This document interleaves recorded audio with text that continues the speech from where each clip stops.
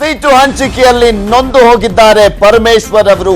ಮೈತ್ರಿ ಸರ್ಕಾರದಲ್ಲಿ ಶಕ್ತಿ ಇಲ್ಲದ ಡಿಸಿಎಂ ಎಂಬ ಇಮೇಜ್ ಪರಮೇಶ್ವರ್ ಅವರ ಮೇಲೆ ಈಗ ಸೃಷ್ಟಿ ಆಗ್ತಾ ಇದೆ. ಹಾಲಿ ಸಂಸದರ ಟಿಕೆಟ್ ಎಗುರಿಸಿದ್ರು ಅಸಹಾಯಕತೆ ಇಲ್ಲಿ ಡಿಸಿಎಂ ಆಗಿರುವಂತಹ ಪರಮೇಶ್ವರ್ ಅವರದ್ದು.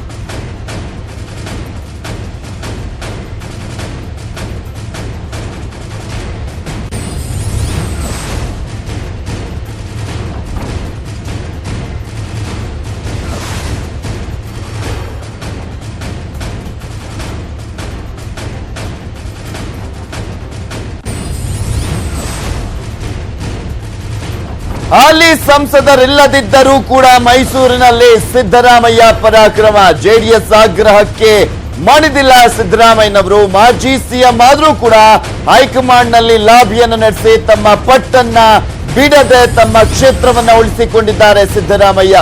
ಇನ್ನು ಹಾಲಿ ಸಂಸದರಿಲ್ಲದಿದ್ರೂ ಕೂಡ ಅವರು ಮೈಸೂರನ್ನ ಉಳಿಸಿಕೊಳ್ಳುವಲ್ಲಿ ಯಶಸ್ವಿಯಾಗಿದ್ದಾರೆ. ಹಾಲಿ ಡಿಸಿಎಂ ಆಗಿದ್ರು ಕೂಡ ನಡೀತಾ ಇಲ್ಲ ಪರಮೇಶ್ವರ್ ಅವರ ಮಾತು. ಮಾಜಿ ಸಿಎಂ ಮಾತನಾಡಿದ್ರು ಕೂಡ ಡಿಸಿಎಂ ಮಾತು ನಡೀತಾ ಇಲ್ಲ. ಮಾಜಿ ಸಿಎಂ ಸ್ಟ್ರಾಂಗ್, ಹಾಲಿ ಡಿಸಿಎಂ ವೀಕ್ ಅನ್ನೋ ಮೆಸೇಜ್ ಈಗ ಆಲ್ರೆಡಿ ಹೋಗ್ತಾ ಇದೆ. ಈ ವಿಚಾರವಾಗಿ ಸಿಕ್ಕಾಪಟ್ಟೆ ತಲೆ ಕೆಡಿಸಿಕೊಂಡಿದ್ದಾರಂತೆ ಡಿಸಿಎಂ ಆಗಿರುವಂತಹ ಪರಮೇಶ್ವರ್ ಅವರು. ಖರ್ಗೆ ಮೂಲಕ ಒತ್ತಡ ಹಾಕಲು ಪರಮೇಶ್ವರ್ ಅವರು ಪ್ರಯತ್ನವನ್ನ ಮಾಡ್ತಾ ಇದ್ದಾರೆ. ಎಲ್ಲಾ ಸಮಯದಲ್ಲೂ ಕೂಡ ನನಗೆ ಅನ್ಯಾಯ ಅಂತ ಮರುಕವನ್ನ ಪಡ್ಕೊಳ್ತಾ ಇದ್ದಾರೆ. ಕಾಂಗ್ರೆಸ್ ಸಭೆಗಳಿಂದಲೂ ಕೂಡ ದೂರ ಉಳಿದಿದ್ದಾರೆ. ಡಿಸಿಎಂ ಆಗಿರುವಂತಹ ಪರಮೇಶ್ವರ್ ಅವರು ಮುನಿಸನ್ನ ತೋರಿಸ್ತಾ ಇದ್ದಾರೆ. ಖರ್ಗೆಯ ಮೂಲಕ ಒತ್ತಡವನ್ನು ಹಾಕಲು ಪರಮೇಶ್ವರ್ ಅವರು ಪ್ರಯತ್ನವನ್ನ ಕೂಡ ಮಾಡ್ತಾ ಇದ್ದಾರೆ. ಇದೆಲ್ಲದರ ಬಗ್ಗೆ ಸಂಪೂರ್ಣವಾದಂತಹ ಮಾಹಿತಿಯನ್ನ ನೀಡ್ತಾರೆ ನಮ್ಮ ಪ್ರತಿನಿಧಿ ಚಿದಾನಂದ್ ಪಟೇಲ್. ನೇರ ಸಂಪರ್ಕದಲ್ಲಿ ಜಾಯ್ನ್ ಆಗ್ತಾ ಇದ್ದಾರೆ ನ್ಯೂಸ್ ಡೆಸ್ಕ್ ಇಂದ. ಎಸ್ ಚಿದಾನಂದ್ ಪಟೇಲ್, ಮಾಜಿ ಸಿಎಂಗಿಂತ ಹಾಲಿ ಡಿಸಿಎಂ ಅವರ ಶಕ್ತಿ ಕುಂದುತ್ತಾ ಇರೋದು ಸ್ಪಷ್ಟವಾಗಿ ಗೊತ್ತಾಗುತ್ತೆ. ಎಲ್ಲೋ ಒಂದ್ ಕಡೆ ಆಟಕ್ಕುಂಟು ಲೆಕ್ಕಕ್ಕಿಲ್ದಂತ ಆಗ್ತಾ ಇದ್ದಾರಾ ಪರಮೇಶ್ವರ್ ಅವರು ಲೋಕಸಭೆ ಸೀಟು ಹಂಚಿಕೆಯಲ್ಲಿ ಈ ಬಾರಿ? ಪೃಥ್ವಿರಾಜ್ ಡಿಸಿಎಂ ಡಾಕ್ಟರ್ ಜಿ ಪರಮೇಶ್ವರ್ಗೆ ಇದು ದೊಡ್ಡ ಮುಖಭಂಗ. ಯಾಕಂತ ಹೇಳಿದ್ರೆ ತವರು ಕ್ಷೇತ್ರದಲ್ಲಿ ಹಾಲಿ ಸಂಸದ ಇರತಕ್ಕಂತ ಕ್ಷೇತ್ರವನ್ನೇ ಉಳಿಸಿಕೊಳ್ಳಲಾಗದಂತ ಸ್ಥಿತಿ ನಿರ್ಮಾಣ ಆಗಿದೆ ಅಂತ ಹೇಳಿದ್ರೆ ಡಿಸಿಎಂ ಡಾಕ್ಟರ್ ಜಿ ಪರಮೇಶ್ವರ್ ಅವರು ಇನ್ನೆಷ್ಟು ವೀಕ್ ಆಗಿದ್ದಾರೆ ಅನ್ನೋದಕ್ಕೆ ಇದು ಸ್ಪಷ್ಟ ಉದಾಹರಣೆ ಮತ್ತು ಸಾಕ್ಷಿ.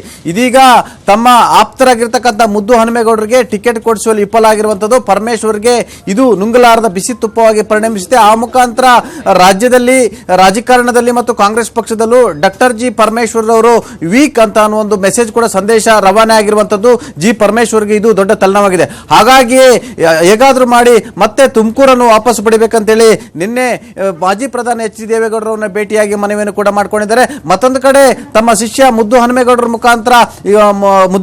ಮುಖಾಂತರ ಲೋಕಸಭೆಯ ಕಾಂಗ್ರೆಸ್ ನಾಯಕ ಹಾಗೂ ಹಿರಿಯ ಕಾಂಗ್ರೆಸ್ ನಾಯಕ ಮಲ್ಲಿಕಾರ್ಜುನ್ ಖರ್ಗೆ ಅವರನ್ನು ಕೂಡ ನಿನ್ನೆ ಅವರ ನಿವಾಸದಲ್ಲಿ ಭೇಟಿಯಾಗಿ ತುಮಕೂರು ಕ್ಷೇತ್ರಕ್ಕೆ ಒತ್ತಡವನ್ನು ಹಾಕಿದ್ದಾರೆ. ಯಾವುದೇ ಕಾರಣಕ್ಕೂ ಕೂಡ ಈಗ ಹಾಲಿ ಸಂಸದರಿರುವ ಕ್ಷೇತ್ರವನ್ನು ಬಿಟ್ಕೊಡಲ್ಲ ಅಂತ ಹೇಳಿ ಕಾಂಗ್ರೆಸ್ ಹೈಕಮಾಂಡ್ ಕೂಡ ತೀರ್ಮಾನ ಮಾಡಿತ್ತು ಮತ್ತು ರಾಜ್ಯದ ಕಾಂಗ್ರೆಸ್ ನಾಯಕರು ಕೂಡ ತೀರ್ಮಾನ ಮಾಡಿದ್ರು.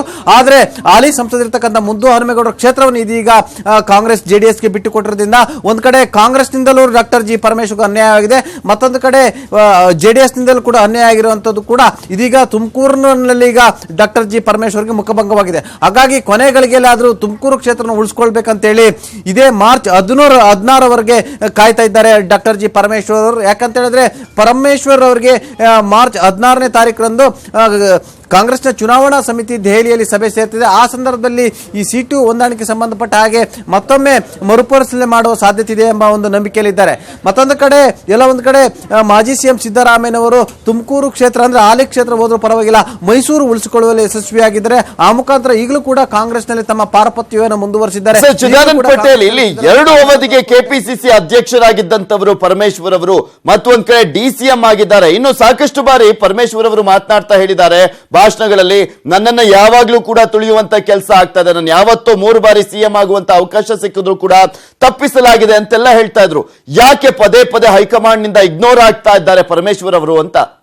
ಇಲ್ಲಿ ಇಗ್ನೋರ್ ಅನ್ನೋಕ್ಕಿಂತಲೂ ಕೂಡ ಪರಮೇಶ್ವರ್ ಶಕ್ತಿ ಕುಂದಿದೆ. ಯಾಕಂತ ಹೇಳಿದ್ರೆ ತಮ್ಮ ಲೋಕಸಭಾ ಕ್ಷೇತ್ರವನ್ನು ಉಳಿಸಿಕೊಳ್ಳಲು ಅವರಿಗೆ ಸಾಧ್ಯವಾಗ್ತಿಲ್ಲ. ಯಾಕಂತ ಹೇಳಿದ್ರೆ ಅವ್ರನ್ನ ಹೈಕಮಾಂಡ್ ಕೂಡ ಅವರ ಪರವಾಗಿ ನಿಂತಿಲ್ಲ, ಜೆಡಿಎಸ್ ನಾಯಕರುಗಳು ಕೂಡ ಅವರ ಪರವಾಗಿ ನಿಂತಿಲ್ಲ, ಅಲ್ಲದೆ ರಾಜ್ಯ ಕಾಂಗ್ರೆಸ್ ನಾಯಕರು ಕೂಡ ಡಿಸಿಎಂ ಪರವಾಗಿಲ್ಲ. ಹಾಗಾಗಿ ಅನಿವಾರ್ಯವಾಗಿ ಇದೀಗ ಹಾಲಿ ಸಂಸದರು ಇರತಕ್ಕಂಥ ಕ್ಷೇತ್ರವನ್ನು ಕಳೆದುಕೊಳ್ಳುವಂತ ಸ್ಥಿತಿ ನಿರ್ಮಾಣವಾಗಿದೆ.